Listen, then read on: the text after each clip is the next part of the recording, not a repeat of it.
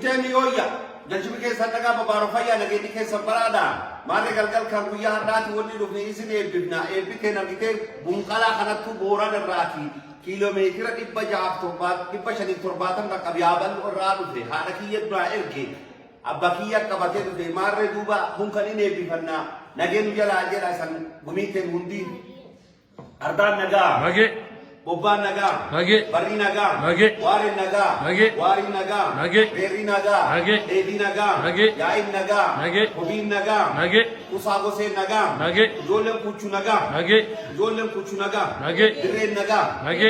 Dirreen dirrii diiban nagaa. Mage. Diiban golbaa diidii nagaa. Mage. Malbee golboon nagaa. Mage. Saphuu wasoon nagaa. Mage. Tulaan salleen nagaa. Mage. Baddaan sadaan nagee. Mage. Baddaan sadaan boorana nagee. Mage. Oromoon teenya bakka bocortuu nagee. Mage. Handhuurri Oromiyaa Finfinneen nagee. Nage. Oromoon guutuun nagee. Nage. Waaqni nu nageessin. Nage. Waaqni nu nageessin. Ejen. Balaa hamtuu rabbii nuuf fide kana rabbi nurraa kaasin. Ejen. Balaa tanallee waaqni nurraa kaasin. Ejen. Waaqni nurraa kaasin. Ejen. Balaa tanallee rabbi nurraa kaasin. Ejen. Oromoo teenya rabbi bilisoomsin. Ejen. Warra argitee hamtuu nu gamu rabbi nurraa qabin. Ejen. Oromoo teenya horaa bulaa deemana bakkuma jirtanitti argitee walii eebbisaa. Lafti keenya argitee ka nagaa haa taatu kan argitee ka gabrummaan nurraa hiddaan buqqaatu rabbi nu waliin nagaa keessa jiraadhaa horaa bulaa deemana. Ejen.